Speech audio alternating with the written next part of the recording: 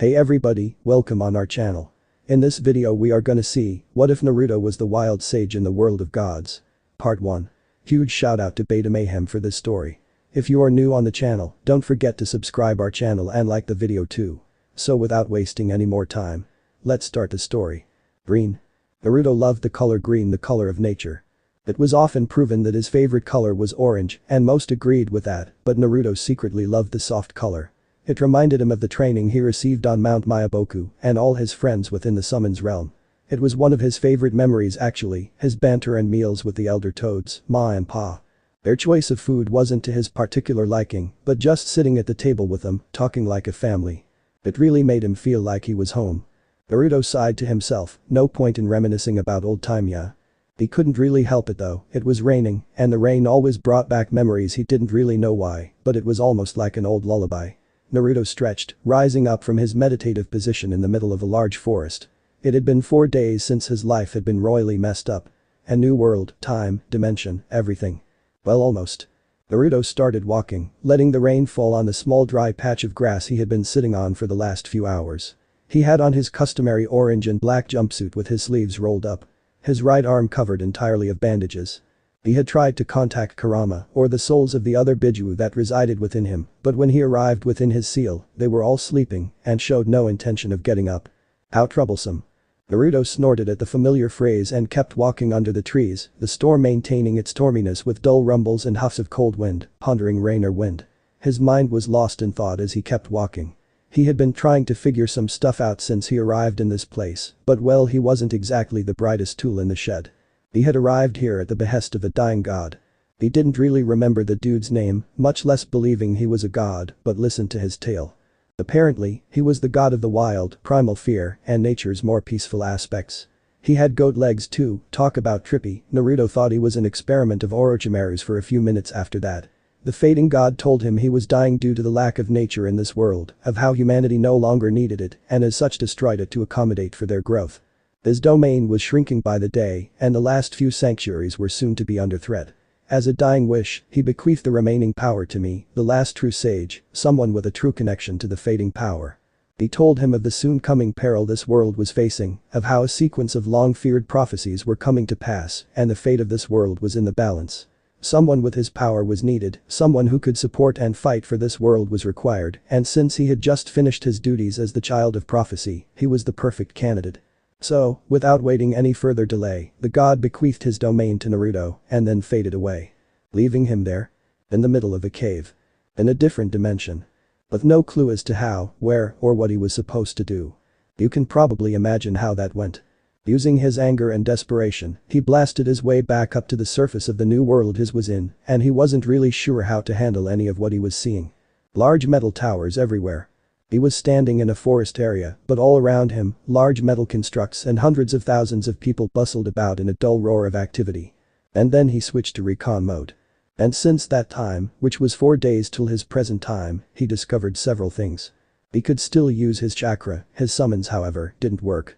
He could still use Senjutsu, and his Biju lieutenants were still there, though significantly weakened and sleeping.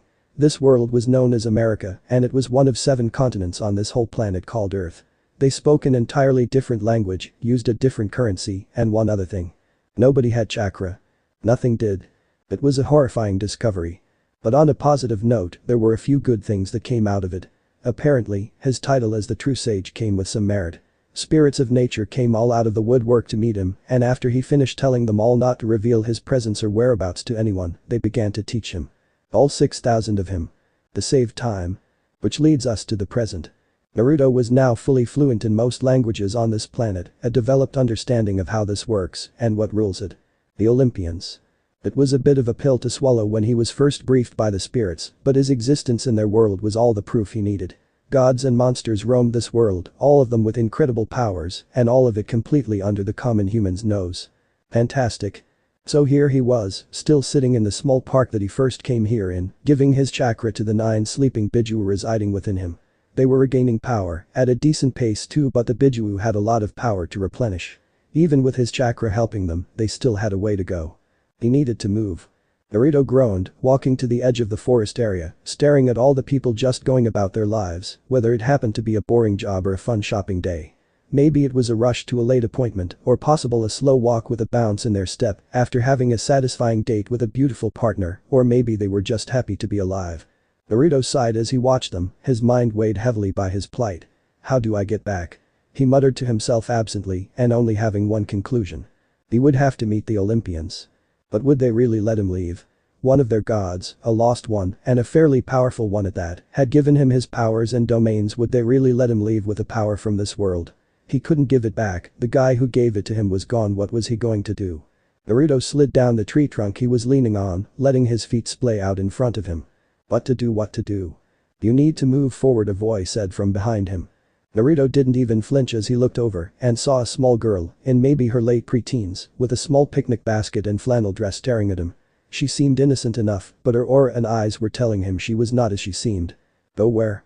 Naruto asked faintly, and surge of depression taking over as he just spilled. My home is gone, my friends are gone, my family is long dead, and I've been given a task I don't even know anything about. Where should I go? Feel free to let me know, Naruto said sardonically. He typically didn't get depressed, but what was he supposed to do? What? I don't know, but sitting here dormant won't help you. You can only truly know where you are going when you start walking. Step forward, Naruto Uzumaki, and keep going. She said strongly, and when Naruto turned to face her, she was gone, presence and all. Naruto sat under the raining sky for a few more moments before standing up, brushing a few grasses blades from his pants before dispelling all his current clones. Take a step, huh? Without any clue as to where. Or why? Naruto asked a bit hesitantly before feeling his trademark grin settle over his features. What did he have to lose? Why not? He declared. He pumped his fist in the air as he shook himself of his funk. Maybe he could be a wanderer like the pervy sage. Except not an erotic novelist, he wouldn't go that far. He could go anywhere, so might as well start walking. He had a mission and he hadn't failed yet. So with his old spirit back and a few strange looks from his fellow pedestrians, he started walking. Naruto was searching. Recently, a strong natural presence appeared on his radar. It was like a lighthouse on the edge or a peninsula out at sea. He had been heading towards it for the last time he didn't remember. It's been more than a week but less than a month maybe. Naruto had been wandering since that fateful day, and he had finally reached his destination or the origin of the beacon that kept pinging off his brain like a lighthouse. He walked up this hill, heading for it, and just as he was about to walk over the crest, he slammed into something. Naruto stumbled back in shock before reaching forward tentatively and poking it. To his surprise, it touched something. Like an eggshell. He ran his hands over the surface, intrigued by what he was feeling. He was fairly certain the origin of the power was just over the hill, so what was this? Was it a barrier to protect it? Naruto drew on his senjutsu, letting nature's power strengthen him as he focused. One thing he noticed about his travels was the power of nature in this world was in significantly less quantity, but it was also much more potent. He wasn't sure why, but maybe it had something to do with the blessing he received from Pan, the god who gave him his titles. He really wasn't sure how to feel about that guy, dumping this on him with no preparation or decent explanations. Actually, he was, screw that goat-legged prick. Naruto reached forward again, groping around for the barrier, and when he felt contact, he felt it give when he touched it, and as he walked though, it fell off him like water and reformed behind him. Interesting. He deactivated his sage mode and turned back around and blinked in surprise. He was staring eye to eye with a small dragon and nearly 20 kids his age, pointing sharp weapons at him. Who are you? One shouted out while the dragon lumbered a little bit closer, smelling him. Don't move. Or Peleus will eat you. Another shouted out, the confidence in his voice made Naruto freeze as the dragon came closer. Peleus leaned forward, sniffing him, before beginning to circle him, sniffing him all over, and then in a small moment of silence, the dragon nuzzled his arm with a small playful growl. He encircled him in his long body and brought Naruto closer as he coiled up. Naruto wasn't sure what to do in that situation, and so he reached up and petted Peleus carefully, making sure to be aware of what the dragon was doing. He liked having both hands. The kids were in shock at Peleus's behavior, and some of them even lowered their weapons and walked forward. The most notable was a tall centaur and a man with goat legs. Naruto was instantly on guard as the two approached, and Peleus seemed to sense his distress. Peleus leaned over his shoulder and bared his fangs at the two approaching, and they looked extremely surprised at the dragon's behavior, especially the centaur. He looked downright mind-fucked. Peleus. What's wrong? Who are you? What is this place? Naruto asked with a small amount of nervousness. The dragon encircling him was a small confidence booster, but it could just as easily crush him as protect him. The centaur stepped forward, but the dragon made sure to keep him at a distance. My name is Chiron. We are a camp half-blood, a safe haven for demigods. Who are you? You bear no divine blood, how did you manage to get through the barrier? He asked calmly, though Naruto could see he was nervous. Naruto pondered this for some time, before looking at Chiron. I am Naruto Uzumaki, a sage. I came here to investigate the source of a particularly strong source of natural energy. Do you know where I might find it? Chiron and the rest of the campers tensed, and Peleus looked at Naruto curiously, before taking a small talon and pointing up to a tree on the crest of the hill. Naruto followed his gesture and saw the source. The golden fleece. Naruto thanked the dragon and tried to climb out of his embrace. No. He tried to open the dragon's coils, and that didn't work. He tried climbing over, but his tail would come around and shove him back in. Naruto tried jumping, and his tail just caught around one of his legs, before letting this growingly disgruntled shinobi fall to the ground on his face and then dragging him back. The campers weren't really sure if they should be laughing or not, as the dragon had never reacted to any of them like that. Naruto huffed in the center, before looking up and poking the dragon. Mind letting me go? Naruto asked, while the dragon simply looked down at him. Then slowly, Peleus threaded his head in between Naruto's legs and started walking off with him. Naruto swayed and grabbed onto the dragon's neck for balance, while the campers gave whimpers of dismay at seeing the stranger getting a ride from the camp's protector. Naruto steadied himself as he watched Peleus give him a lift to the tree in question, and when they arrived, he raised his head and lifted him up so he could reach it. Naruto patted the dragon's head in thanks, before focusing on the fleece. He reached for it, and right when the campers started to yell at him to stop, there was a large gust of wind. And then a pulse. Naruto felt his sage mode activate without his consent, and then the fleece started to glow brightly as nature answered its call. The grass waved about as flowers, and the surrounding greenery shone with luster and health. Naruto's eyes widened, a sudden light consuming his form like a Bijuu cloak, blooming like a star.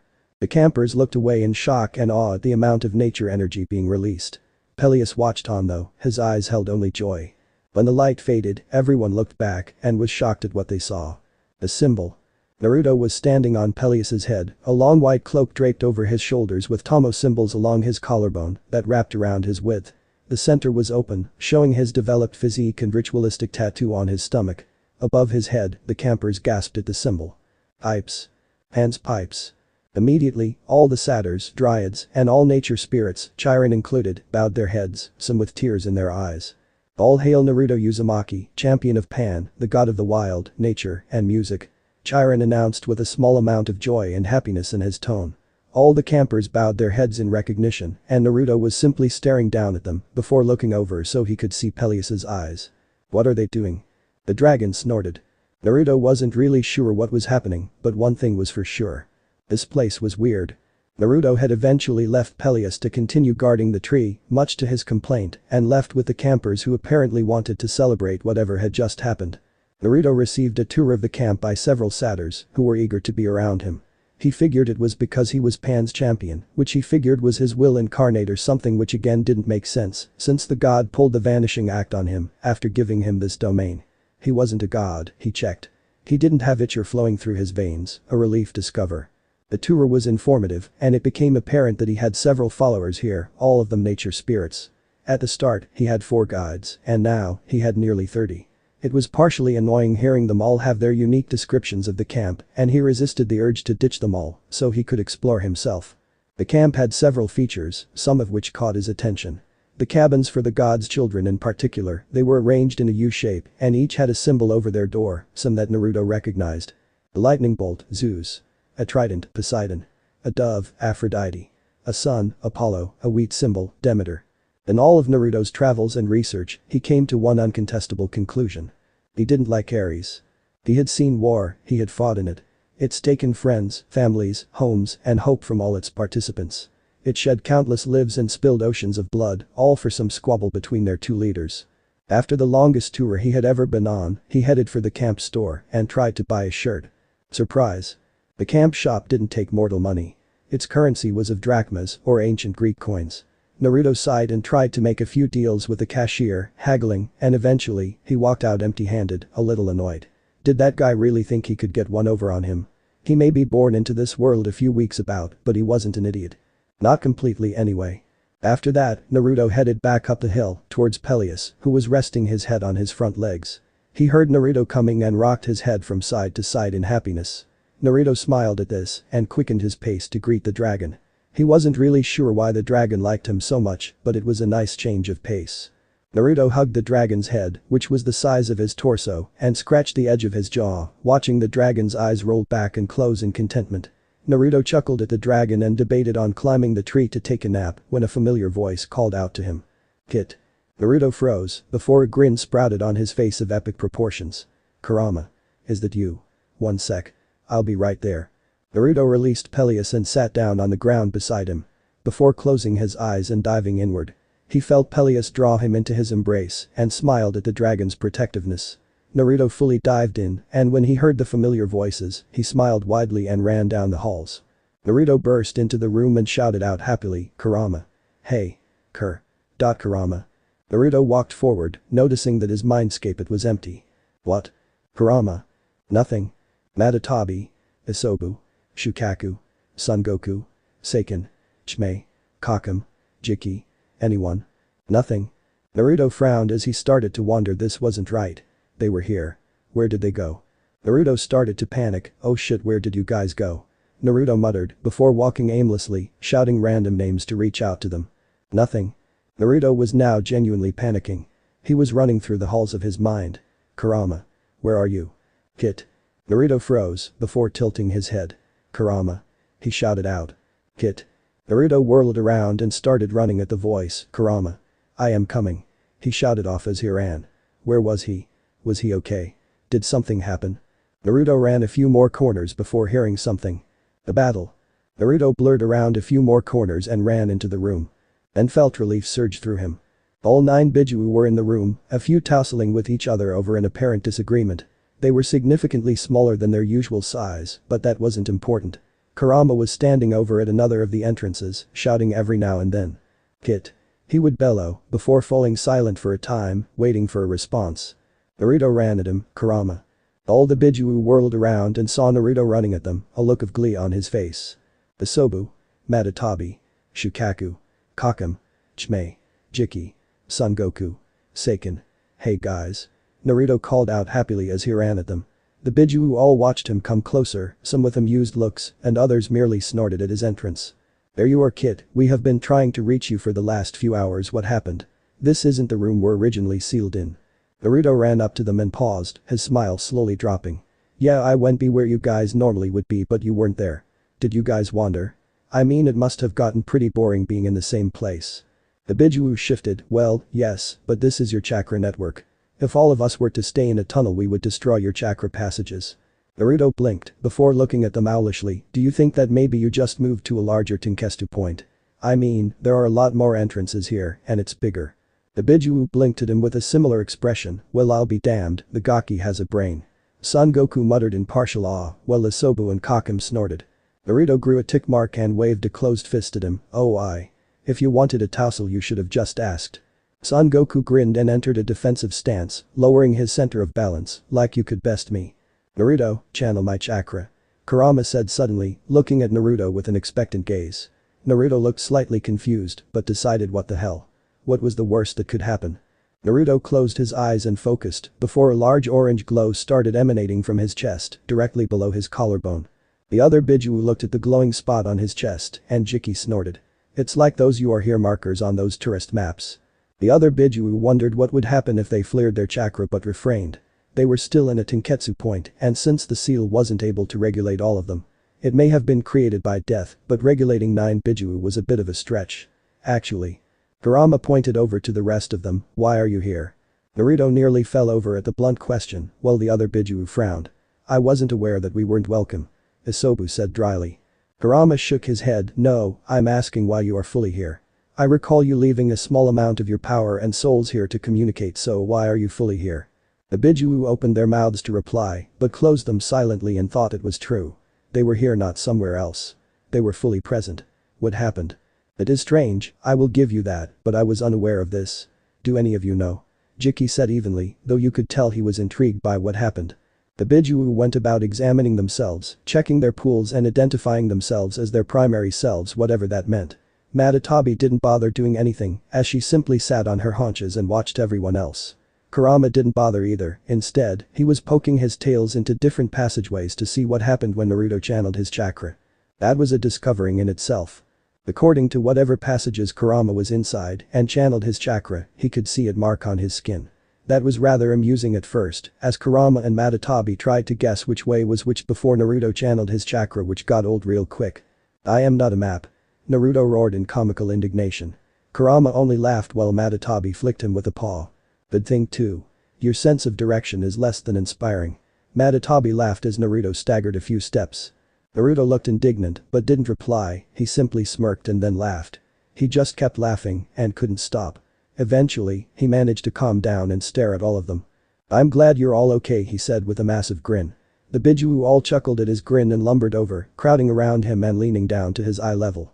"Yeah, we are okay, kid," Son Goku said. They all had a brief moment of laughter before focusing on their host. "So Gaki, where are we? I no longer sense the abundance of chakra in the outside world, and from what we have seen from your eyes, it is not the elemental nations. What occurred while we slept?" Naruto frowned and then began to retell the tale of how he had just finished coming home from the Third Shinobi War, how Sasuke had said goodbye, and how he had just had his replacement arm attached before being whisked away. He described it like the Hirshin, but it was green instead of yellow. When he regained his senses, he was in the audience of Pan, a Greek god of nature and the wild. Apparently he was dying from his lack of domain in this world, so he bequeathed his power to him and sent him on his quest to aid the child of prophecy in this world. The Bijuu listened to him, eyebrows lifted at the idea of gods and goddesses in this world that actively meddled in mortal affairs.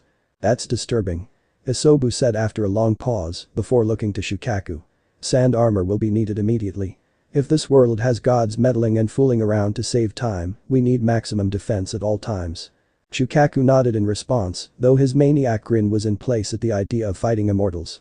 "But first," Kurama said, catching all the Bijuu's attention. "We need to allocate ourselves either back to the room we were once in or split up to our own Tenketsu points. We can't all remain here. The flow of chakra would destroy his chakra coils and most likely kill us all in the process." "But Foxy, we can't die, remember?" Shukaku said with some giggles, and Matatabi frowned as he pieced together Kurama's thoughts. "In the elemental nations, yes, we couldn't. We could be defeated but we would reform. We aren't in the elemental nations anymore. The nearly complete lack of chakra in this world is unsettling. The fact is, if we even could reform, the likelihood we would be whole again or even come back at close to full power or even half is minimal." "That was a bomb." Naruto paled. "So, if I die all of you will too?" They all looked down at him and frowned at his face. "Probably, yes. Our life now is your hands, Naruto, we trust you. And if you do something stupid, we will be there to pull you out. Consider this a promise of trust and mutual need of survival," Seiken said. And all the Bijuu nodded and then smiled. "We are glad it's you though, kid, anyone else would have been horrid. Imagine if it was B." All the Bijuu shuddered while Jiki looked annoyed. Naruto took a few breaths to calm himself and then smiled at all of them. "I won't die. Not so long as I have you guys to look out for. I promise." Matatabi purred and rubbed her cheek against him, while Kurama only grinned and the rest of the Bijuu nodded in consent, small smiles in place. Naruto smiled at all of them. "We got this. I'm Naruto Uzumaki Namikaze. Nobody is gonna take us down." He roared with a fist pump, confidence radiating from him. "Geez kid, we got it, now calm down will ya? It echoes in here." "Sorry." Naruto opened his eyes and smiled as he looked down at his chest. 9 small flows were moving across his chest. They had agreed to meet him in the original room every night and until then they would remain in separate points. It would help take the strain off from having 9 chakra monsters within your chakra system. Each had moved to one of the 8 inner gates. Shukaku sat at the first gate, the gate of opening. It allowed him to manipulate sand and such in the outside world because of the proximity and helped strengthen it. Matatabi sat at the second gate, the gate of healing. Isobu sat at the third, the gate of life. Son Goku sat at the fourth, the gate of pain. Akam sat at the fifth gate, the gate of limit. Kakam had a unique job at that gate. She was the most level-headed out of everyone there and such had the job. She was in charge of how much chakra Naruto could expel at one point, regulating it and preventing massive damage should a burst come though. She also helped him in control and such since having his already astronomical reserves were added to the power of all 9 Biju. Seiken sat at the 6th gate, the gate of view. Demei sat at the 7th gate, the gate of wonder. She had a special job as well. Should Naruto have any issues with chakra or he and Kukuo couldn't keep up, she could pick up the slack. At this gate, chakra that surrounded him became so potent it ate his skin away faster than Yakai, so her insect armor and her ability to release massive amounts at once was perfect for an emergency release. They couldn't do this with others around, but it would be a pretty massive fucking bang. Jayuki sat at the 8th gate and the most important. The gate of death. Because he had the most experience with merging and working with humans, should Naruto ever be pushed to this point, he could take over and successfully regulate the chakra while all the others focused solely on healing him. And lastly, Kurama, he sat in Naruto's actual chakra pool, the first he would draw on, and the person he would remain in the most contact with. He and Kurama had been partners for the longest, and while others would have their turn since Kurama was qualified to fit in any slot, he was needed at the head of the ship right now. All the Bijuu would be able to interact and give him chakra without opening the gates, it was just that those gates were the largest places for them to stay and the most able to handle the strain. Should he ever have to release the 8 inner gates in combat, it would also give them a direct route out of his body should the foe be too great for them to defeat. Naruto insisted on this because if there was an enemy that all of them couldn't beat, he would face them alone to buy them time for them to escape. All of them agreed in the moment, though all of them made sure to cross their tails. It was rather funny actually because Shukaku couldn't cross his tail since he had one, but he took advantage of his human hands and crossed his fingers behind his back. With this system in place, they all had a direct route to his mindscape as well as his senses. They were part of the world, an extra 8.5 brains ready to back him up. If you can't guess who would be the half-brained one, you should feel bad. Naruto sighed to himself happily as he looked around, taking comfort in the embrace of Peleus, the friendly dragon. Naruto was already growing attached to the little dragon as he leaned back on his cool scales. He wished he could have had a companion like him. Just a massive badass looking out for him. Well, don't I feel special, Kurama mumbled playfully, and Naruto snorted, yeah, remember back then? When I was thrown off that damned cliff to meet you? Hell of a ride, huh? Kurama snorted, yes, you were so insufferable back then, a little snot-nosed brat. Naruto grinned, looking up at the tree that held the golden fleece. He felt so much better around it, like two magnets finally coming together. It was honestly like sitting in front of a warm fireplace with friends all around. He took a few deep breaths, noticing the sky around him was darkening. He knew it was late, but he didn't think he was in the mindscape that long. Must have been the two, are not surprised. He leaned over to Peleus's head and scratched it, earning a hum of approval and a few twitches of his back legs as he let himself feel relaxed. Naruto chuckled and closed his eyes, a small canine poking out of his lip. Who needs a cabin? I got a dragon as a pillow, come fight me. All the Bijuu snorted in unison, but couldn't help but agree. The next morning, a bell rang him from his dreams. Naruto twitched awake and sat up groggily, looking up. The sun was starting to rise, and early risers were getting up and moving about. Naruto sat in the coils of his new best friend and watched them all with interest. Shukaku, where is Naruto's sand armor? Isobu cut into his mindscape. Shukaku just giggled, sighing. I need sand, you conch shell. I don't see sand anywhere, do you? The rest of the Bijuu sighed, alerting the rest to all of them being awake. They all came forward and nodded to Naruto, well, except for Shukaku and Isobu, they were having a weird staring contest. Naruto could probably guess where this was going and decided to just get on with it before being asked, lest it start another argument. He stood up shakily and stretched, Peleus stretching as well behind him and perfectly mimicked movements. Naruto caught this and laughed, before rubbing Peleus on the head. I'll be back later, keep guarding that, okay? It's precious. Naruto said with a grin, before turning and hopping over the dragon's coils in an impressive display of ability. Peleus hummed in recognition and shifted, before relaxing and starting to snooze off. Naruto suppressed a chuckle and headed into camp. He had small tests to run today, and he wasn't simply going to ignore it. Naruto walked over the campus, waving at everyone who waved to him. He had an early morning entourage of satyrs and cautious dryads. The satyrs had no issue being close, but whenever he smiled and waved at a dryad, they immediately ran for cover behind tree. Naruto frowned at this and asked. Is that normal? One of the satyrs looked abashed and looked down in embarrassment. Well, no. Naruto frowned further before turning to the trees and walking towards a small crowd of dryads. They seemed to tense at his approach before he raised his hands in the universal sign of surrender and approached slowly, making no sudden moves. He walked to the edge of the forest, not getting too close, and looked at the small group. Why do you run? Have I done something to offend you? He asked with concern. He had people flee him before, but that was one of two reasons, and since the Bijuu were now stored in their own Taiketsu points, they shouldn't be able to be sensed. The dryad stepped forward cautiously, staring at him warily. You were chosen by Pan, correct? Naruto nodded, yes, is there a problem? The dryads looked at him in surprise, before looking down with massive blushes. Well, he was a he. Naruto recognized this look. He just knew, deep down, the familiar problem he had felt when around his strongest teacher and felt his heart sink. He was a pervert, wasn't he? The dryads all looked at him gratefully for saying it instead of them. He had a habit of moving around. whether we consented or not. Naruto froze at that before a scary look came on his face. Are you saying he forced himself on you? He growled out intermittently, trying to negate his anger.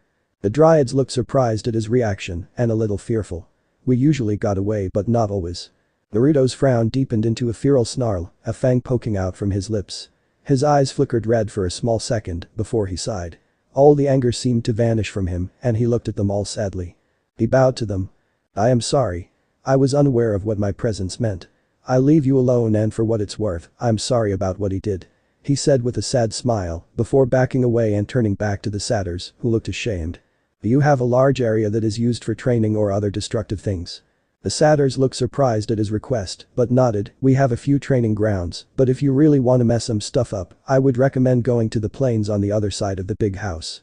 Not a lot happens back there and is often used as a mock battle zone.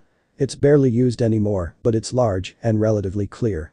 Be careful for other campers though, some might be over there. Naruto nodded before turning and walking at a fast pace, leaving the small group of nature spirits behind.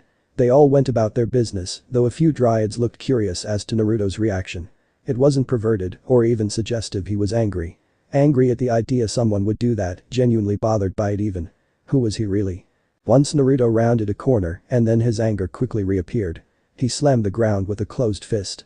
He didn't channel any chakra as he didn't want to make a crater, but it didn't help much. When his fist connected, a rumble was heard and a small explosion puffed up where he hit. Naruto was actually startled by this, and so were the Bijuu. That was without chakra or any enhancements. Your body shouldn't be that strong. Not even B could do that without my chakra. Jiki cut in. Naruto frowned and looked at his head, looking for cuts or bruising, or even inflammation. Nothing. Naruto wasn't sure what to think. What the hell did that pervert do to me? Why is it always a pervert, Kami, damn it? The Bijuu were genuinely confused as well. I'll run a full chakra cycle when you sleep tonight. Jiki, can you check his tissue and blood? Kurama asked. Jiki nodded. Yeah, I'll do that later too. Naruto, before you go to bed, get some of your blood and dab it over your 8th gate. I'll look it over. Naruto nodded in thanks, before quickly darting out of there to avoid being found. No doubt people heard the boom and we coming to investigate. Little did he know, a dryad was watching with wide eyes. Naruto walked into the center of the field and then closed his eyes in focus. Okay, we know I have my chakra and I know I can use Senjutsu and the Kage Bunshin. What should we start with?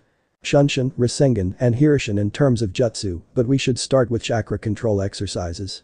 Kakam answered. I would recommend starting with tree climbing, we don't know how bad it is after all. Attempting any jutsu could be hazardous. Naruto nodded in affirmation before closing his eyes and sitting down in a meditative position. He knew he could use chakra, but that fact that he only used the Kage Bunshin once before in this world, and that was when he was still supplementing chakra to the Bijuu. Now that they were back to health, that would be dangerous. Naruto focused within himself looking for chakra. He knew where Kurama's and all the others were, but he needed his where under Kurama. He reached for it and gave it a tug, letting some of his flow to him.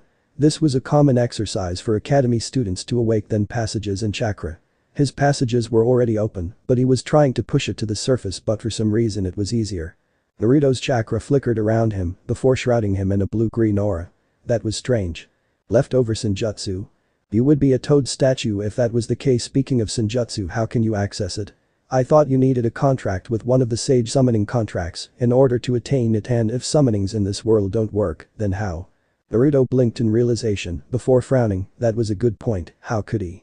Was his name still on the contract? Naruto turned off his chakra and activated his Senjutsu, which was remarkably looked around, trying to notice anything different. If this was the same Senjutsu, then he should have a time limit, right? He just had to wait. And wait he did. It's not turning off. If anything, the nature energy bonded with you. That isn't possible, is it?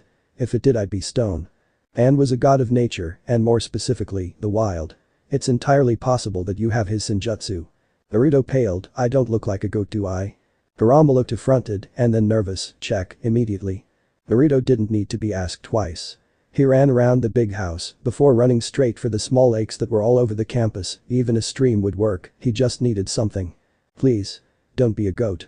Naruto was running his hands all over his body as he ran, trying to find anything abnormal as he ran, or just checking to make sure some of his characteristics were still there. He blurred through a small group of campers who gave out cries of anger and dismay as he shoved through them. He wasn't sure if they gave chase or not, but he was too busy panicking to worry about such a thing. He ran to the local lake and ran onto its surface to the center, where there were no ripples, and knelt down to stare at himself. He ignored the surprised gasps of the nature spirits at his ability and stared down at himself, curiosity intriguing him, and also relief, a lot of relief. Okay, so not a goat, but what the hell happened to my face? He and the Bijuu stared down at his reflection and saw that he was mostly unchanged. Except for his eyes and familiar tattoo. Instead of the orange pigment that showed on his skin around his eyes, it became this weird stylized green tattoo that branched out like horns and reached down to his cheekbones in a strange spike-like fashion. On his forehead, a small green diamond appeared and he gasped. It's like Bachan's. Do you think the secret to her methodic regeneration was Senjutsu? Hit your eyes. Naruto drew his focus from his new tattoos and focused on his eyes and felt the air in his lungs leave quietly as he got lost in them. They were like inverted solar eclipses.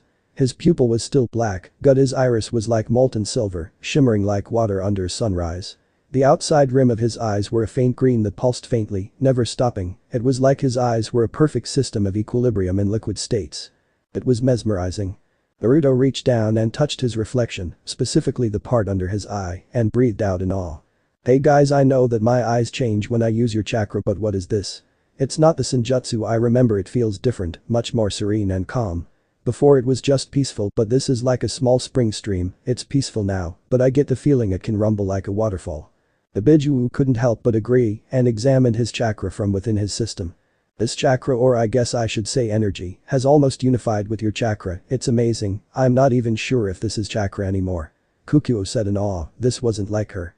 She was like an angry librarian when he did something wrong, but now, she was like a little kid seeing the stars for the first time.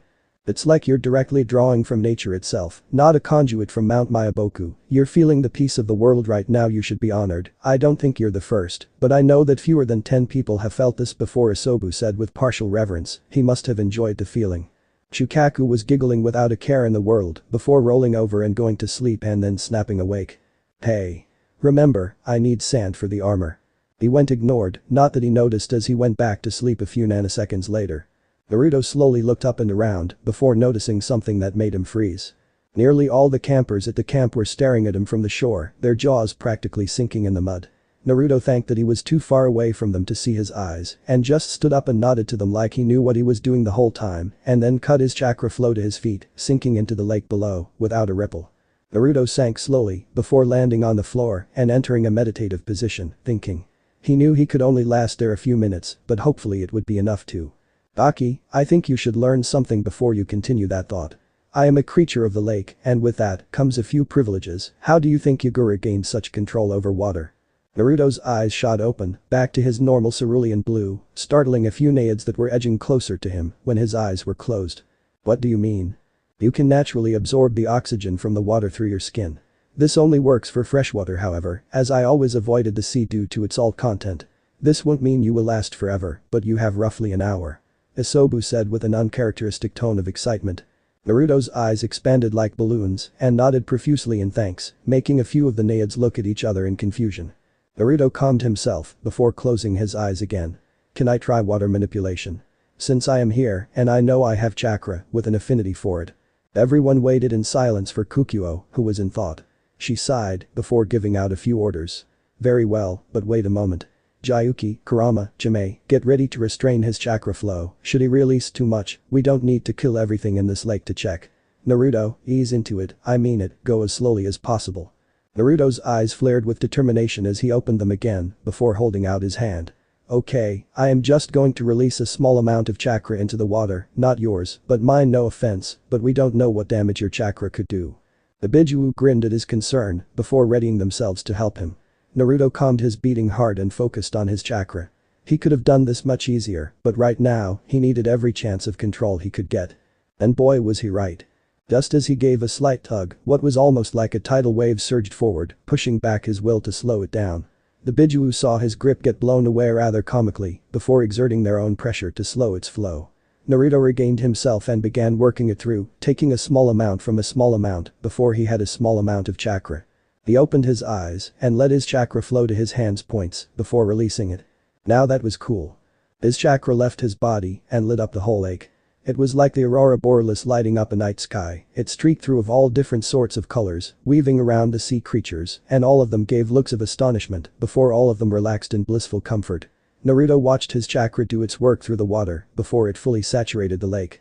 Okay, information time. Jayuki said with a grin, from what I can see, your chakra is imbued with nature, probably because of Pan, but as you can see, it's very powerful, potent, and almost the complete opposite of our chakra. While ours is tumultuous, violent, and corrosive, yours is peaceful, passive, and almost restorative.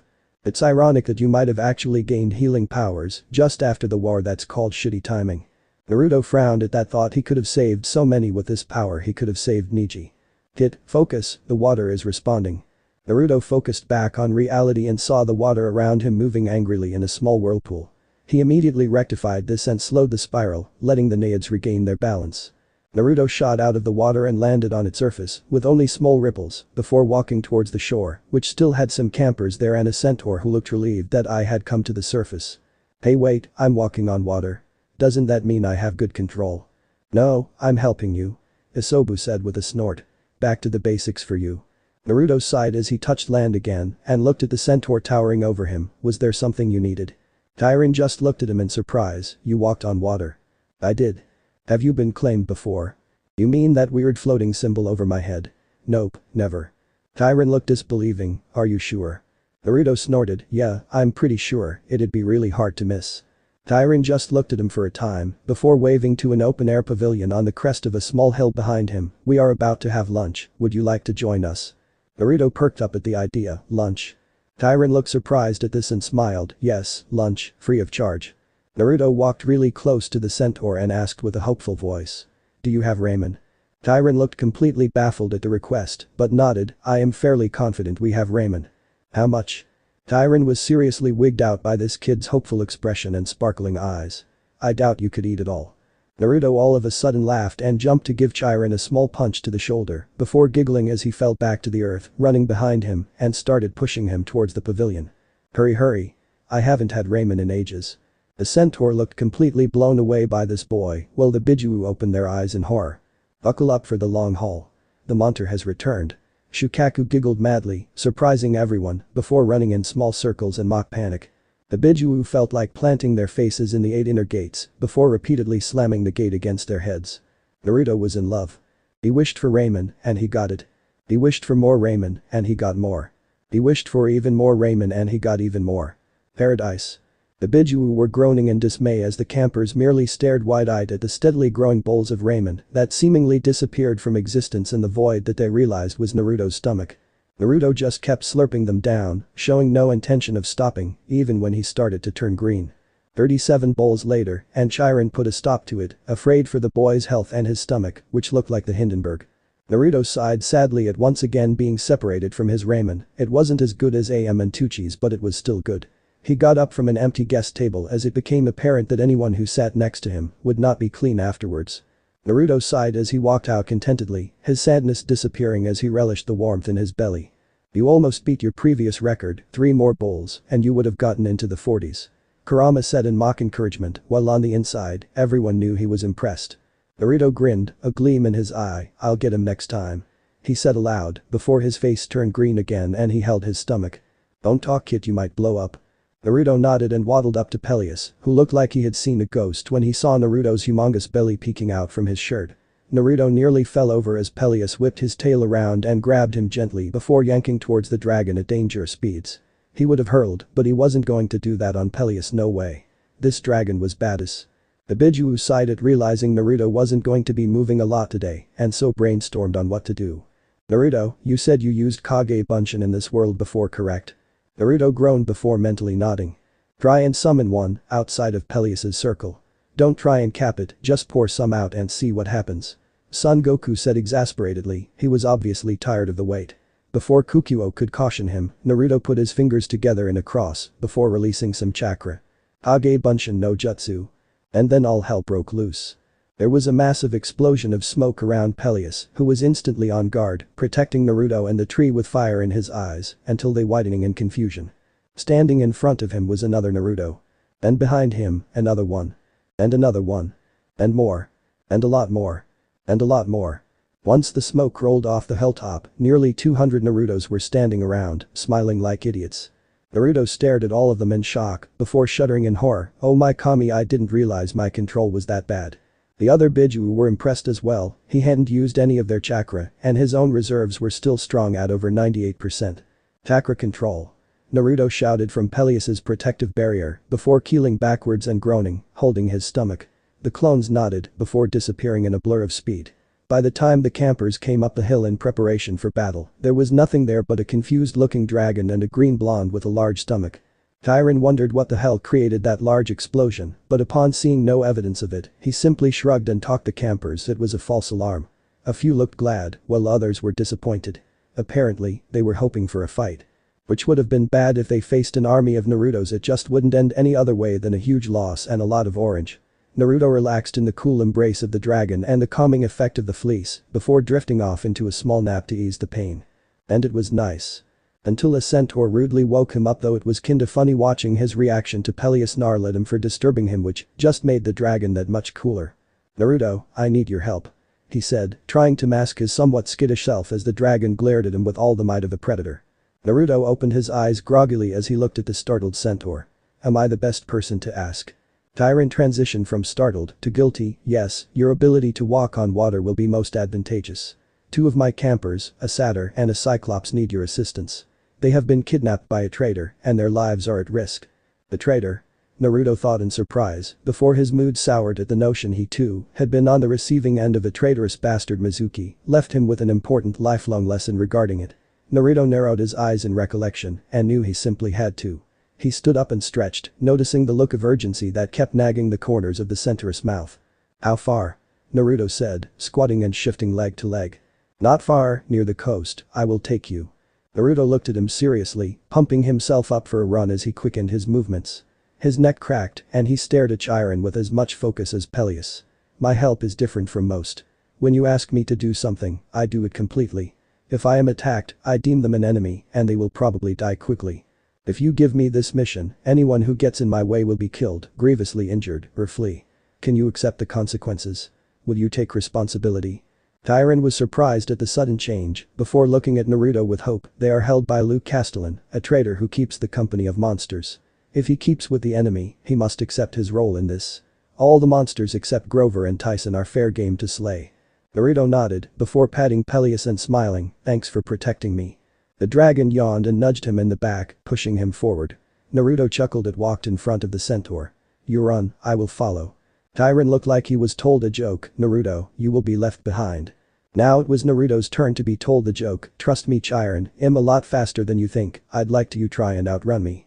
Chiron looked highly skeptical, but nodded. "We leave now." And then he started to gallop and then run. Naruto was at first surprised, before it grew into plain shock at the speed, before grinning excitedly. A chance to really go. He has been caged in fear of damaging himself for too long. It's time to throw caution to the wind and go. Naruto kept pace with the centaur, even pulling ahead. "You better stay in front if you want to lead," he said tauntingly, before running faster, increasing his speed along with Chiron's, who had a stupid look on his face. Their speed kept increasing, until the world around them lost definition and became a blur of colors. And Naruto never felt so alive. He laughed wildly as Chiron kept pace with him. He could go faster, he wanted to. "Chiron, is our destination a straight line from here?" Chiron soon looked at him curiously, before adjusting their course. "So he was.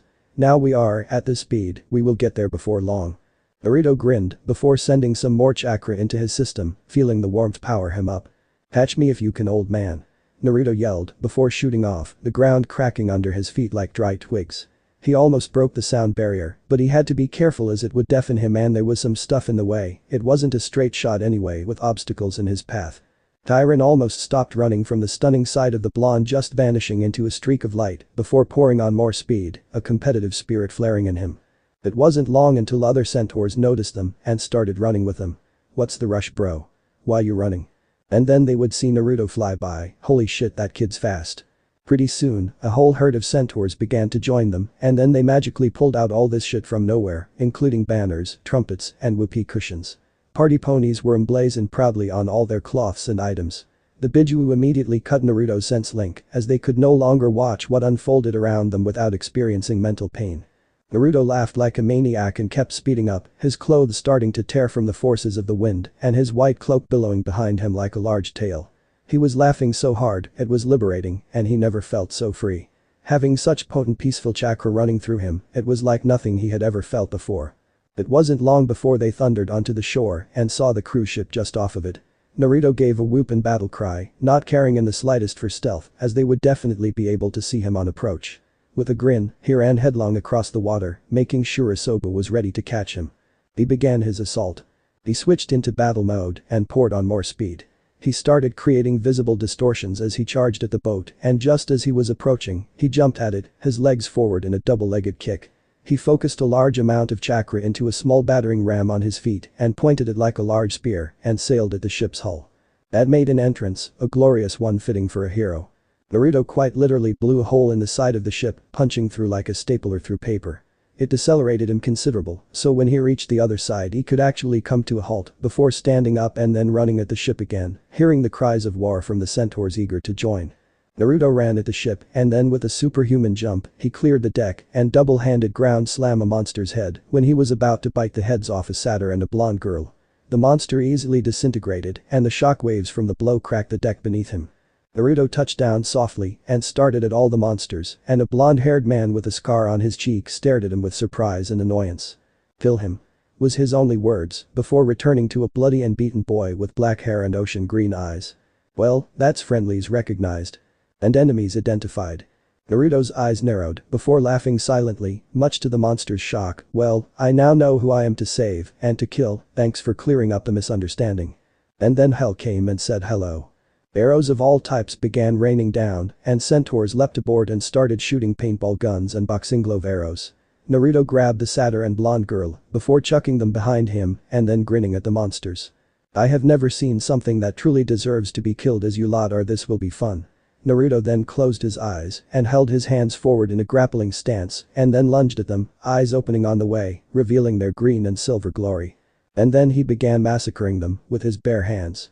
He didn't have any other weapons, and since he had no divine blood, the other enemy's swords passed right through him. That was funny. Naruto channeled chakra into his fists, and they glowed with blue power, the wooden deck cracking under him if he stayed in place for too long. He smashed through them all, no contest in strength. He made his way to the downed ally, and when he got there, he blasted his chakra outwards, knocking them back for a moment. "What do you need?" "Water throw, me pool." Naruto nodded and didn't question, he simply grabbed the kid's legs and slung him at the pool, not even watching him slam into the water before sinking. Naruto faced all the monsters, and then he grinned. "Hey Son Goku, mind if I borrow some chakra?" Son Goku grinned, "Kid, give them hell." Naruto grinned and then let it loose. Fire started smoldering around him, and the ground started to blacken as it burned. Waves of heat grew as Naruto's grin never changed. He crouched low and took in a deep breath before bringing his hands into two fists like a small pipe and blew out explosively. A large river of molten lava spewed from his mouth, splurging everywhere as the monsters fled or burned in agony at merely being next to it. Naruto resisted the urge to jutsu, as he didn't know his limits yet, and ran at them, encasing his fists, feet, and shoulders in flame. And then a large shadow encompassed him.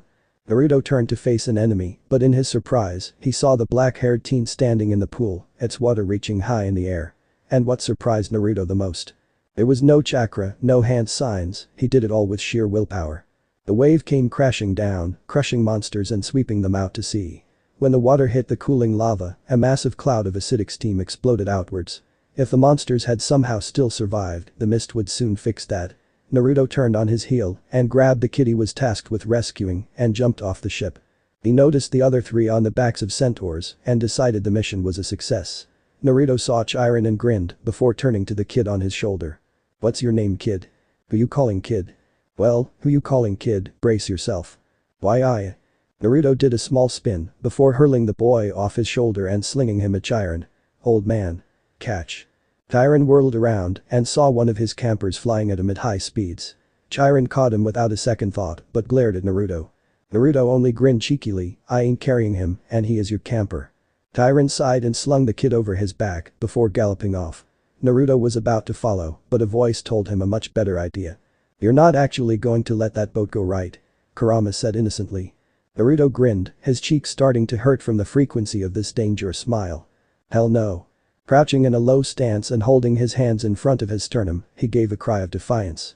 A black ball of pure chakra began to form in his hands. It was so dense light itself was starting to distort around it. He heard a few gasps of disbelief on the sidelines, but he didn't dare stop. This kind of compaction would kill him if he lost control. The ball continued to grow in size before it reached the size of his stomach and then his torso. Naruto gritted his teeth in concentration. But he never stopped smiling. Bijuu. Naruto roared before igniting chakra in his hands, launching the ball at the ship. The ball started to glow a bright white before Naruto turned to the audience on the beach, which included the 4 kids he saved. "Get down." They immediately complied and ducked behind trees, only to look on in horror as Naruto ran past them. "Not there, you idiots. Run." They all gave chase, running like prison escapees as they hauled ass up the nearest hill and took cover behind it. They all peeked over, unable to resist seeing what this attack could do. If Naruto, someone who just spat out lava onto an open deck with allies around, was okay, then this ought to be quite the show.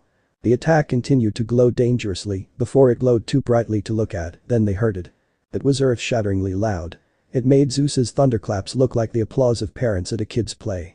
It bellowed through the air, breaking apart the ocean floor and throwing water every which way. The shore where they had hidden before was blown away and tossed about like an omelette on a frying pan.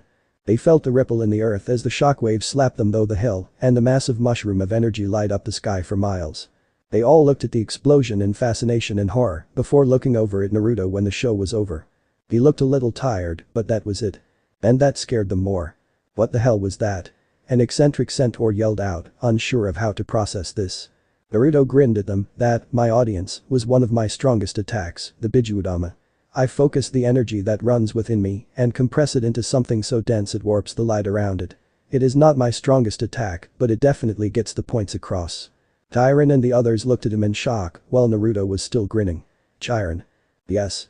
I may need to be carried back. I haven't used that in a while and it's tired me out. My body is going to shut down soon, carry it back will you? Give me to Peleus, he will know what to do." Chiron looked confused before Naruto's knees buckled and failed. He toppled over, face first into the ground, but just in time, the black-haired kid caught him. "Thanks for you calling kid," Naruto said quietly. The kid snorted while the centaurs gave small laughs. "My name is Percy, son of Poseidon. Thanks for saving me and my friends." Naruto chuckled quietly, his eyelids forcing themselves closed. "Percy, I'll remember that. I'll see you back. At Cam.P." And then Naruto fell slack. Percy looked at the kid in his arms. He looked around 15 years old, blonde hair, whisker marks on his cheeks, white cloak, and that strange energy about him. Percy sighed before turning to his companions. "Chiron, can you give me a hand? He is kinda heavy." Naruto stood in the center of his mindscape, the Bijuu gathered around him. "Naruto. What did I say about no jutsu?" Kukuo asked calmly though it only made her seem more angry. Naruto cowered behind Son Goku, who looked a little pale as well. "Why you said no jutsu but the Bijuu isn't a jutsu? I figured that since it costs so much chakra it would be okay for me to use." Kukuo sighed and looked to Seiken to explain. "Naruto, it's not that you couldn't handle, it's that your body hasn't used a heavy taxing jutsu in a long time. Forcing that much chakra through your system, regardless of how much you have, is dangerous. We live in here. If you destroyed your pathways, where would we go?" Naruto frowned, but nodded. "I never meant to endanger you, but I believe that with all your help if focusing it, I would be able to pull it off without any trouble. All of you can do it on your own, so helping me do it with each other's help made sense to me as being easier." They were silent for a time before Matatabi turned to Kurama. "Look, more proof, the kitten really has a brain." "You're so rude." Naruto yelled out childishly before looking at all of them and bowing deeply. "I am so sorry if I put you in danger, it won't happen again." The Bijuu looked at him for a while before sighing. "We do not blame you, but we wish you would listen to us when we say no, we mean it. Not everything we do is for your safety, it is for our own as well." Chimay said simply, and Naruto nodded before bowing again. "I'm sorry, I understand." The Bijuu grumbled in agreement before Kurama reached forward and flicked Naruto lightly in the head, sending him falling backwards. Naruto sputtered, but when he saw it was Kurama, he merely smiled and looked down. "Yeah, I get you." And then he smiled at all of them. "Alright, I'll wake up now, I'll see you all tonight." He started to leave when Shukaku caught him and giggled. "Remember, you need some sand."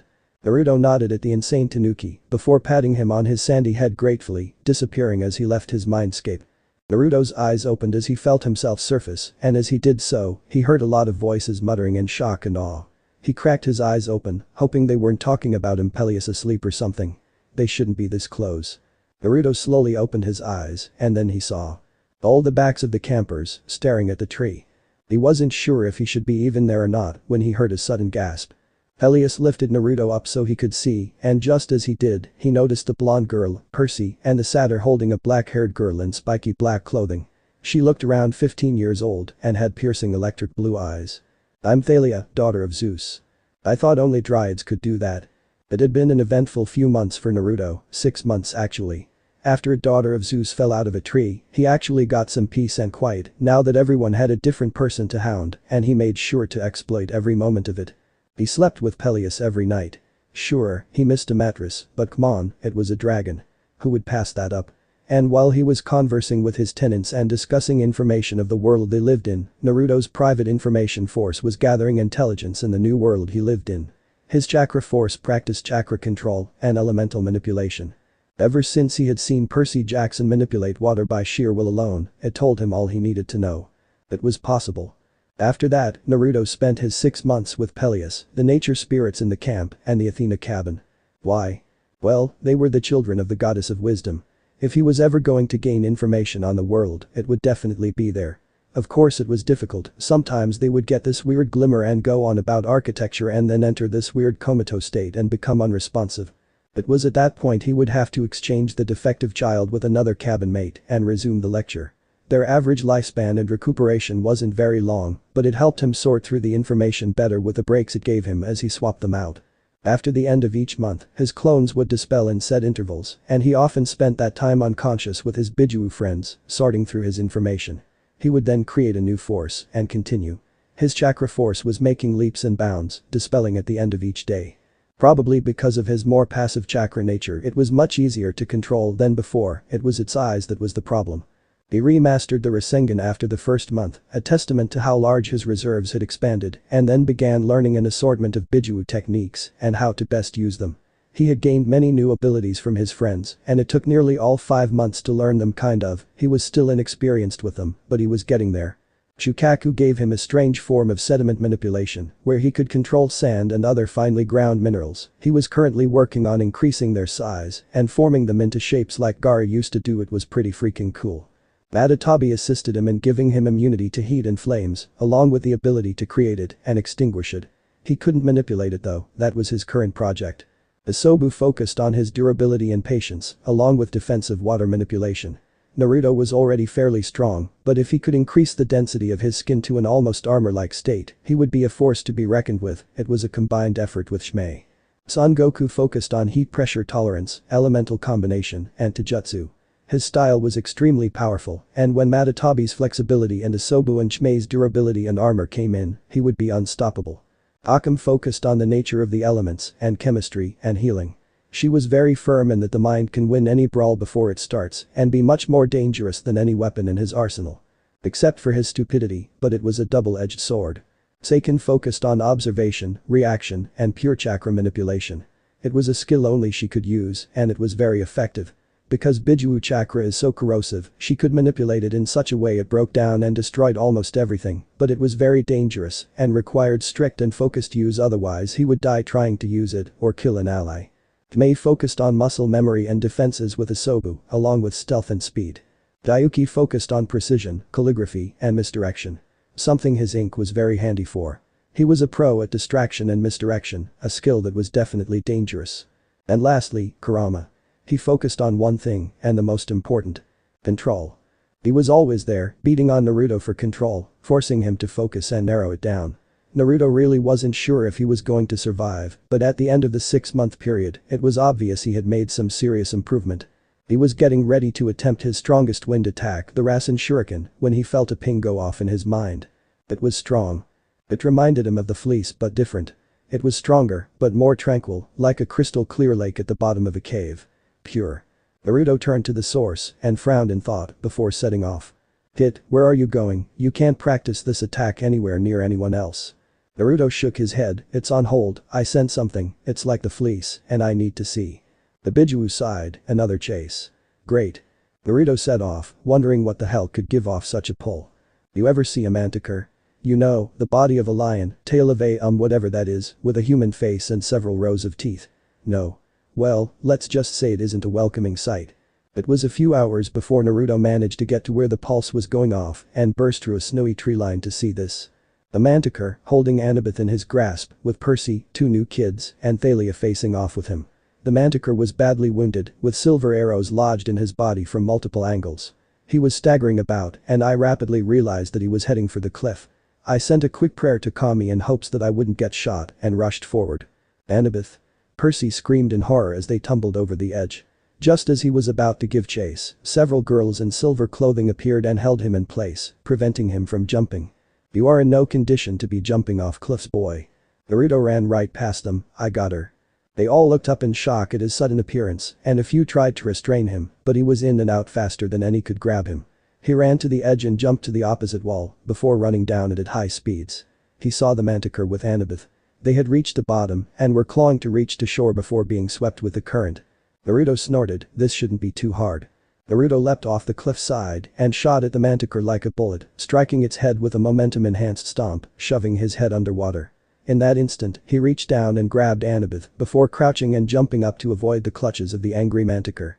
Naruto took a moment to examine the beast before turning and running at the wall and then running up it. His chakra control was nearly back to normal, but it was still iffy at best, so he really shouldn't do this for long. He sprinted up the cliffside, Annabeth screaming the whole way, which was partially annoying, but funny all the same. He shot out of the canyon before somersaulting forward and catching Annabeth in both arms princess style. He landed with hardly a sound, which would have been pretty cool if Annabeth hadn't been screaming the whole way. Missed opportunities. Naruto stood up slowly, letting Annabeth catch her breath before gently putting her down and letting her sink to her knees, getting her bearings. You're lucky I was passing through, would have been bad news for you. Jackson really does have bad luck following him around, huh? Annabeth's eyes snapped up as she recognized him. Naruto. What are you doing here? Naruto looked at her with a small smile, didn't I just say I was passing through? Annabeth looked like she wanted to yell at him, but looked down in embarrassment as she realized he was right. Naruto laughed at her expression and helped her up before being punched in the shoulder playfully. Dragon boy, been a while. Thalia said with a smirk. Naruto smirked in kind and 2-finger prodded her in the forehead as he walked by, angering her slightly. Yeah, been a while Thalia, anything new? Not really, just watched you run up a cliffside though, that was interesting, how'd you do that? Naruto looked at her for a second before spreading his hands open with a stupid look on his face. My gee Ike. She flicked him in the shoulder again, a small spark zapping him in the process. He chuckled as he turned and saw Percy struggling to get up and run to Annabeth, but the girls were holding him down. The hunters of Artemis, she said flatly, though a small amount of reverence and annoyance came into her tone. Naruto frowned at that and walked over to him with Annabeth, who seemed happy to see Percy was okay, and likewise. The silver girls seemed to notice Percy's lack of struggling and released him, letting the two hug, though they were obviously annoyed by it or at Percy for that matter interesting. Naruto looked at the scene before giving a dramatic theatrical bow. Well, I'm glad I could be of assistance, but I must be on my merry way, catch you later. He said as he gave a mock salute before turning to run. Naruto. Percy shouted out. Naruto turned to look at him and saw several hunters aiming their bows at him, with a young girl standing in the middle. Naruto fully turned around, hands up in surrender looking confused. Have I done something? White boy. Naruto turned to her sharply, startling her slightly with his eyes, you seem to misunderstand something. And then in a blur, he was gone. Only a few of the hunters could actually see him move and only one had time to react. Naruto turned to run, and he did, but as he was about to make it to the forest, a girl of 12 appeared in front of him, punting him back. Naruto looked surprised at being intercepted, but landed gracefully. The hunters all launched their arrows at him, and in their shock, all of them hit his skin and shattered. The arrows all bounced off and broke beyond repair, as if being shot into a large rock. The hunters looked shocked at this and quickly drew another arrow, but as they did so, a large presence started to manifest, and they looked on in shock at Naruto, who started to gain these weird tattoos on his face and his eyes. They turned silver and green. Even the 12-year-old girl looked shocked at this development and readied herself for combat. Naruto vanished and reappeared directly in front of her, staring at her eyes from inches away. It's you are the beacon. She looked confused for a moment before shooting her leg forward in an attempt to push him back. And to her astonishment, he didn't move an inch. A dull thud echoed like hitting wood, but he didn't give any indication of being struck. Who is this man? Naruto looked at her for a moment before backing away and then turning to his camper friends, completely dismissing them. Naruto walked over to Annabeth, who was still doing some first aid on Percy, and pointed at the 12-year-old. That's Artemis, isn't it? The goddess of the moon, wilderness, and the hunt, right? Annabeth nodded, yes, that's her, though I wouldn't speak that way about her, she hates males already, don't make it worse. She chastised quietly, while Naruto just snorted. He looked to Percy, who was still leaking blood inside. Dude, you have a serious issue with Lady Luck, you need to work it out or something, cause at this rate the sky is gonna fall on us. Percy snorted, his face a little pale, yeah, no joke huh? Naruto extended his hand, which started to glow a faint green, and placed it over his wound. His features immediately relaxed, and color returned to his skin. The blood reabsorbed itself and his wound healed closed. The hunters gasped at his skill, while Artemis narrowed her eyes. Naruto stood up a little shakily, but nodded down at him, rest a bit, you'll be fine. What are you guys doing out here anyway? I mean, with those two and all? He asked, pointing at the pair of new kids. That's Bianca and Nico D'Angelo, demigods, the Manticore was after them.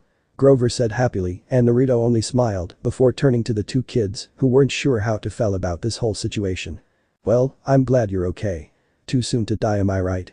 He said with a smile, before turning to the hunt. Well, thanks for the punt, I'll be going now. Hold it boy. The name is Naruto.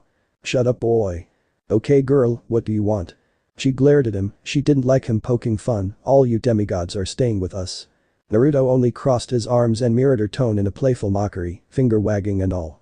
Ah, but you see girl, I am not a demigod, therefore I won't be staying and you couldn't make me either.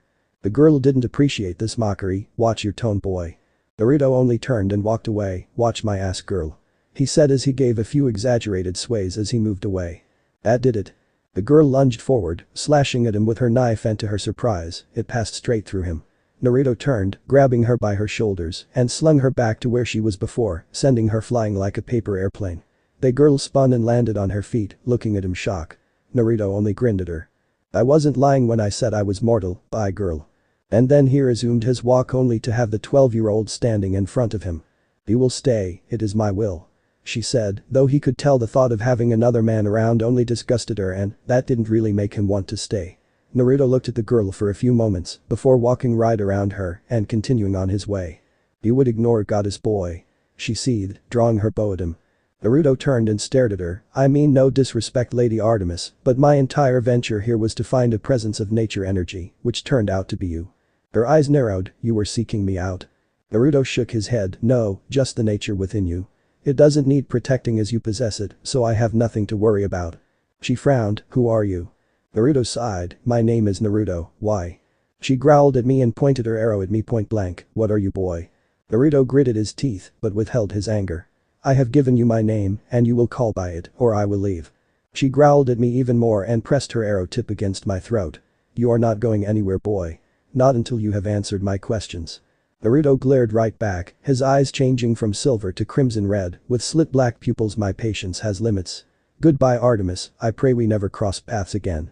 Naruto turned around and walked away until an arrow thudded into the trunk by his head. When he turned, he saw an 18-year-old woman standing there. She had long auburn hair, a breathtaking face, perfect curves and muscles with glowing silver eyes. You dare? She called with absolute anger, her silvery clothes fluttering under her magical force. To be dismissed by a mortal, a boy.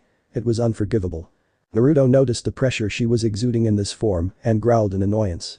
He turned to her, marched in front of her, and stood staring straight into her eyes, rage visible in his black slit pupils. I will give you this one chance to let me go freely, or else. Naruto said, his crimson eyes staring into her silver ones. Naruto let his pressure match hers, just to let her know he wasn't powerless, and she only growled in more anger. Mortal, you will show me respect. She hissed before her magic pressure started to escalate. Naruto watched her grow in size until she reached nearly 15 feet in height. Her massive bow aimed down at him in preparation to spear him into the ground. Naruto snorted and then chuckled. And then laughed and then stopped, dead silence. Behind Artemis, the campers recognized this and their eyes widened before turning to the other hunters and running away, taking cover behind some trees. They even frantically waved at them to join them. Naruto looked up at the goddess, his eyes starting to glow. His voice transformed into this demonic vocal that sent shivers down everyone's spines. Immortals, you are all the same. You relish in your power and demand that all those beneath you respect you, as if your immortality or power gives you the right. Naruto's body began to shimmer and glow gold. You demean all those who stand up to you and kill without remorse, making promises and oaths knowing full well that you have no intentions of keeping them. What do you have to fear? Naruto's chakra started to pour out of him, amassing around him and lifting him off the ground, a monstrous form taking shape. I've had enough. I will no longer listen, I will no longer wait. My patience has run out, and as you would rather be enemies, I will show you the error of your ways. A massive golden fox with 9 tails formed around him, Naruto at the head. He kept growing and growing and growing. Fairly soon, he towered over Artemis, one of his tails was large enough to fully encase her with room to spare. His tail swished chaotically as he glared at her from above. The ground beneath him cracked under the weight, and Artemis felt her arms fall to her sides limply as she stared at the creature in front of her. She could see Naruto in the center of the head, staring down at her, a body of gold, radiating power. But she didn't feel threatened. She felt comforted just standing in his aura of power. She felt protected, nurtured, at peace. She felt blessed. She stared numbly at his form, the hunters behind her leaping out of the trees to aid her, forming a protective ring around her, aiming their bows at him. And then the fox disappeared. Naruto fell to the earth, landing gracefully as his golden aura fell away from him. It was absorbed into the trees around him, the wildlife and the earth. They glowed happily at the energy, and everything that absorbed it just gave off the same aura he did. Like coming home. She stared at the boy in front of her, completely baffled by what she witnessed. The amount of power he just showed, it was on par with Tiffin, the king of monsters. Naruto stared at her hard, glaring, I have decided that I don't like you. I heard stories of how you were one of the most active Olympians, saving girls from their cruel lives at the hands of their fathers, partners, or whatever plagued them. I had hoped that you would have been able to help me, but I see that the stories only pertain to women. You hate being oppressed and thought less of, and yet you take every opportunity to oppress someone else at every turn, regardless of who they are or what they have done. Naruto turned on his heel, walking away, heading towards the hunters. You really piss me off. Don't appear before me again, I have nothing to say to you. The hunters were speechless. This boy had just accused them of being as bad as the males. He knows nothing, he is just a boy. Artemis on the other hand, was thinking back to his aura, his soul. It was so pure. Like the clearest diamond in a mountain of garbage. She watched his retreating form as he walked over to the campers. They all looked relieved that he was okay, and he smiled at them in return, talking of something she couldn't hear. Interesting. Artemis stared at him for a time, before turning to the girls around her. We may camp here. Summon Bianca to my tent after you set up camp, make a tent for the males as well far away from ours. They all nodded grudgingly, but moved about their business, though most if not all of them shot dirty looks at Naruto, who just looked at them, crimson eyes flashing angrily, and they moved off. What was he? He can't be human. Artemis watched him interact with them, how he was always clear of them, even when a few tried to bump into him and knock him down. He was always aware of what was around him, it was almost like a chaotic dance. Artemis eyed, wondering why she even cared about the boy, she was a maiden goddess after all, none of her concern. She walked forward, and Naruto blatantly ignored her, as if she wasn't even there. It was rather impressive how he could look so passive, and yet somehow always avoid her, it was like she was just another blade of grass in a large field. It angered her to be blatantly disregarded, but she kept her temper. She still believed that she would win in a battle, but she wouldn't be uninjured. His mortality prevented him from being a superior opponent in a battle of endurance, she would win. There was no monster that could not be brought down by her bow. She walked to her tent, which was already set up, and walked in without a word to anyone. Many of the hunters began moving the demigods to their places, thoughty ones who were talking to the males were obviously disgusted with what was in front of them, and Naruto could see that Percy definitely didn't appreciate it.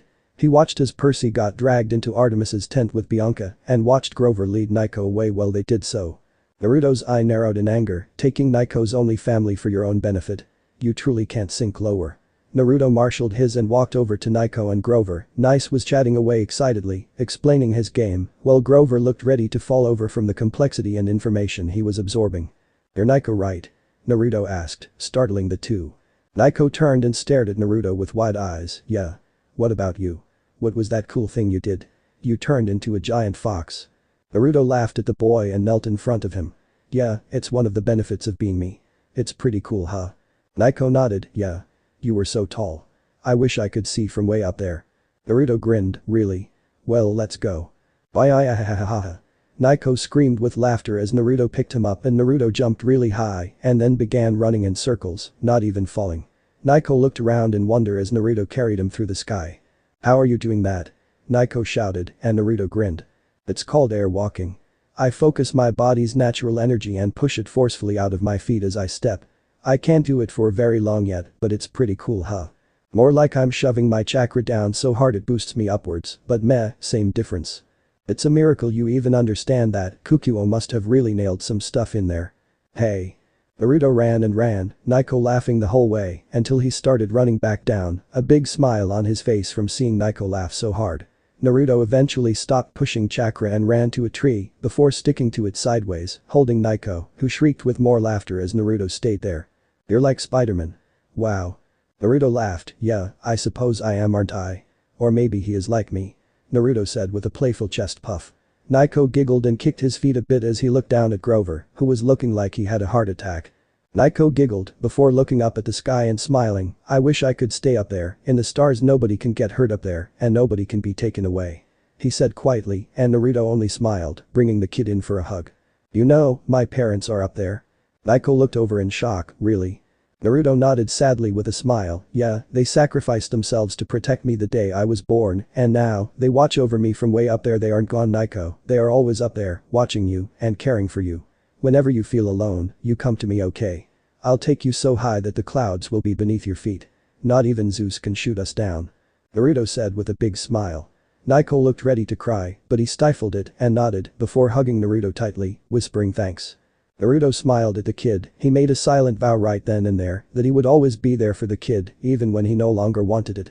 If he was in trouble he would do his absolute best to help him out. Especially with Bianca ditching him, he would need all the help he can get. Naruto jumped down, touching the earth softly and glaring over to his right before walking away with a large smile as he listened to Naiko talk. From the trees he glared at, Artemis walked out, surprised at being noticed. She was honestly impressed by the boy, which ticked her off to no end. He had so much power, but he never put anyone down, never, he always lifted them up, carrying their weight on his shoulders and soldiering on. Artemis stared at his retreating form before vanishing in a silver flash. Naruto and Naiko walked back to camp, with Grover pumping Naruto for information on how he was able to run on air. Naruto simply laughed at his questions and dodged them. He wouldn't understand anyway, and when he answered chakra, he would be screwed with many more questions. So best leave him with one and call it good. Naruto walked to the boys' tent, seeing it was pretty much empty, and gently set Naiko down on a cot. Naruto smiled at the kid, it really was a shame that he had to suffer more, but in the end, it would make him stronger. Like it did him. Naruto focused a bit of his chakra into his hand, letting it glow orange with power, before gently placing it on Naiko's forehead. He smiled sleepily and turned over, content in his current place. Naruto sighed, before turning and seeing a hunter staring at him. Lady Artemis has summoned you. Naruto looked at her for a long moment, raising an eyebrow, seriously. After the talking down to and the glaring. If she demands one thing from me, I swear I'm going to tap all of your power and show her just what kind of monster she is fucking with. Well, it would kill you in the process, but I guess you would make your point. You could probably handle Kurama and maybe Matatabi at the same time, but all of us? No, it would make you explode like the world's largest and most colorful firework. Thanks for the image. Naruto continued to stare at the hunter, who looked to be getting annoyed. Did you hear me? Lady Ard. SHH, you'll wake him. Naruto hissed at her, and she recoiled in shock at being shushed by a boy. She seethed with anger, raising her voice, I don't care, now. Hunt. The girl all of a sudden was sent flying backwards, being stopped soon after by an unseen force and gently placed on the ground. The girl turned to see Artemis standing there with a blank look. Theab, where is he? The girl seethed, in that tent, I tried to get him, my lady, but he picked you out, yes I did. The girls turned to see Naruto standing there, hands in his pockets looking very annoyed. Barging into Naiko's tent declaring that I had been summoned and then you felt the need to bitch at me, nearly waking the kid up in the process. You're lucky I didn't kill you outright, but Jackson is still in your custody and I doubt that Artemis would spare him should I end your life. Artemis looked at him steadily, you have killed. Naruto snorted, you wanted to talk, start talking. Theab looked ready to kill him, but Artemis stayed her with a wave. Theab, finish setting up the camp, Zoe will need to brief Bianca on her new duties. Naruto frowned, she really gave him up, huh? Wow, you guys really don't care for the lives you leave behind, do you? Artemis replied in an angry tone, she has the right to her own life, she can choose. Naruto disappeared and reappeared right behind her so fast she didn't even see the blur. And I could choose to spill your blood on the very ground you're standing on. I could choose, right? It's my life, right? I can decide, right? Artemis seethed, that's different. Naruto growled so low she felt it vibrate in her bones. Not in the slightest. By making this choice she has forever changed Naiko's life. You gods are all the same. It disgusts me. She whirled around to snap at him, but he wasn't there anymore, he was back to where he was before, a perfectly faked smiling face as he looked at her. So tell me, O wise and divine goddess, what do you want with a little pathetic mortal boy like me?" She glared at him. "Do you truly hate the Olympians that much?" Naruto laughed loudly. "Sure do. It's because of one of you I'm stuck in this world. I don't even belong here." She frowned. "What?" Naruto looked at her annoyed. "What, you didn't feel the crowing of a new Lord of the Wild?" Her eyes widened. "That's supposed to be a secret. How do you know?" "Because it's me, Moon for brains," Naruto shouted out in anger. Artemis recoiled in shock. "Then that power?" Naruto snorted. "No, that power has never been the Wild's, nor mine for that matter. All I got with the title was a small enhancement to my pre-existing senjutsu abilities, physical abilities, and increased metabolism and immunity to some poisons. Pan didn't even tell me what I am supposed to do to get back." Artemis's eyes widened. "What? Pan? You saw him?" Naruto facepalmed. "Oh my kami," he said in despair as he rubbed his eyes. "Who else had the title? It sure as hell wasn't Zeus." Thunder rumbled in the night sky, and Naruto only scowled. "I don't care what you have to say. Come say it to my face if you want to talk, static prick."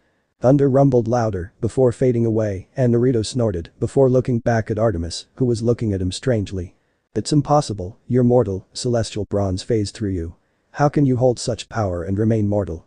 Naruto only looked at her, before turned away and walking back to his tent. "Olympians, waste of brain space, the lot of you. Power-hungry fucks, you're just like my old village council, always looking for ways to make your lives better. How low can you get?" Artemis considered charging him, but calmed herself. She was only digging a hole, and she needed to learn about Pan. "Wait." Naruto stopped, not turning around. "Pan summoned me to this world without my consent or want. He pulled me into this dimension and told me that he had never seen a mortal with such a strong connection to nature as I did. So he gave me his titles and domains and then faded, leaving me in a subterranean cave in the middle of nowhere. If he isn't dead, I'll kill him myself when I find him. I will return to my world." Artemis stared at him in shock. "Pan is fated." Naruto just walked off. "Oh, she cares, too bad it's about his power, not the actual guy who possessed it. I really don't like you, so piss off." Artemis seethed, before reappearing before him. "How can I trust your word?" Naruto stopped, before everything grew deadly quiet. Crickets stopped chirping, animals stopped moving, wind stopped blowing, everything stopped as Naruto froze, before a menacing voice cut though. "Do you want to die?" Artemis glared. "No, I want the truth." Naruto glared at her, his eyes flaring crimson so brilliantly she felt like she was staring at a stoplight. "You demean me, then stalk me, then summon me like a dog, then interrogate me, and then you want to question my word," Naruto said venomously. Artemis felt a little fear in her at the tone, but held firm. "It concerns the death of another god, so yes, I must make sure." Naruto stood stock still, before calming himself. "Artemis, I propose a spar." She raised an eyebrow, but smiled dangerously. "What are the terms?" Naruto saw her grin and felt his opinion of her raise a bit, a very very small bit. "If I win, you won't ask me any more questions until I see you next.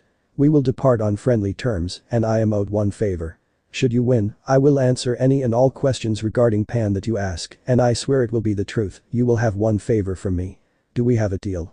Artemis felt her competitive fire brew up. "As long as the favors are within our power, I accept." Naruto grinned. "No powers, no gifts, only weapons and fists. Submission or knockout. Is that agreeable?" Artemis nodded, before snapping her fingers, and a huntress appeared behind her. "Zo, referee for us, will you? We will be having a spar. No powers, magic, gifts, or outside assistance. Only weapons and fists. Victor on submission or knockout. Stand by." Zo nodded, before glancing at me suspiciously. Naruto stepped back a few paces, while Artemis copied him. When they stood around 10 paces apart, Zo appeared with a bow. "When the arrow lands." Naruto and Artemis nodded, before staring at each other. Artemis noticed his eyes had shifted back to blue, staring at her like chips of ice. He was a completely different person, she could feel it. Interesting. Zo released her arrow, and Naruto closed his eyes, before entering a strange stance. Artemis pulled out her hunting knives, and waited. Thunk. Naruto snapped his eyes open and jumped straight up. Artemis watched him rise into the sky, surprised by his physical strength, and then tilted her head to the side as he fell to the earth, fists raised high. "Rai-ai-ai-ai." Naruto roared as he slammed his fists into the ground. And it shook. Artemis's eyes widened in shock as the ground around Naruto shook and exploded, cracking apart as it caved in, forcing the earth around him to uplift and fly into their air. She lost sight of him, and she shot backwards just in time to avoid an attack from above again. She watched as Naruto ran all over the place. She could track him, but wasn't sure if she could actually catch him. Then from nowhere, he dived in, throwing a loud round kick directly at her. She jumped over it and only had time to block his reverse sidekick as she was sent flying backwards into the trees, Naruto in hot pursuit. The sounds of combat echoed through the forest as the two tussled. Naruto let out some laughs as he relished in the combat. He wasn't battle crazy, but it was exhilarating nonetheless. Artemis was also enjoying herself, though she would never admit it. She continued to charge at him, and they fought. Explosions of dirt and trees falling echoed like thunder. Then Naruto came sailing out of the tree line, skidding to a halt as he looked up to see Artemis charging at him. He grinned before rolling up his pant legs. Artemis stopped her advance as she watched him carefully. Was he finally going to draw a weapon? Nope. Naruto revealed a pair of weights hiding underneath and he took them off, holding them both in each hand. He had a crazy grin on his face and stared at her with glee. Let's see if you can keep up. Artemis was about to retort on how a few little weights wouldn't make that much of a difference. Until he dropped them. They crashed to the ground with a loud clang and a plume of dust. Artemis's and Zoe's mouths dropped along with their audience as Naruto grinned and bounced on his feet. He rolled up his sleeves to reveal others on his arms, but he didn't move them, only letting her know they were there. Let's dance. He laughed as he streaked forward, slinging the goddess back into the forest. He followed in hot pursuit, laughing the whole way. The hunters and demigods watched with wide eyes as they witnessed and heard the two fighters battle each other back and forth. They continued to sling each other back into the trees before catapulting after them. One thing stood out the most though. They were smiling, grinning from ear to ear. After a solid 20 minutes, Naruto walked out of the tree line, a goddess in his arms. She looked pretty beaten up, but she had a smile on her face as her eyes were closed. I accept defeat. She murmured, and Naruto chuckled, gently placing her on the ground in front of the hunters. He raised both hands and gently guided them down her full form like a scan. His hands passed over, her wounds and injuries healed.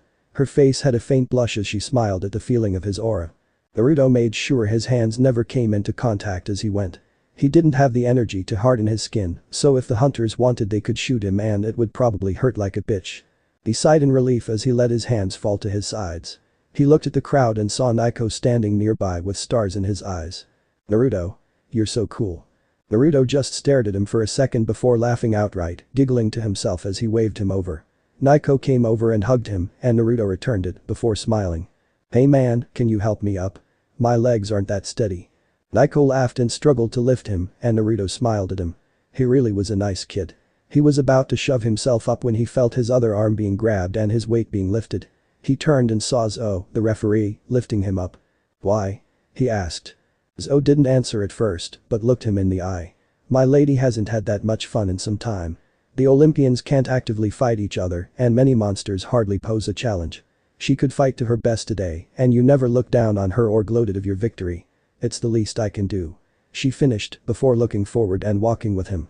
She and Naiko struggled to support him, and he chuckled at their expressions. After they got to Naiko's tent, they sat Naruto on a bed, and he smiled at them gratefully.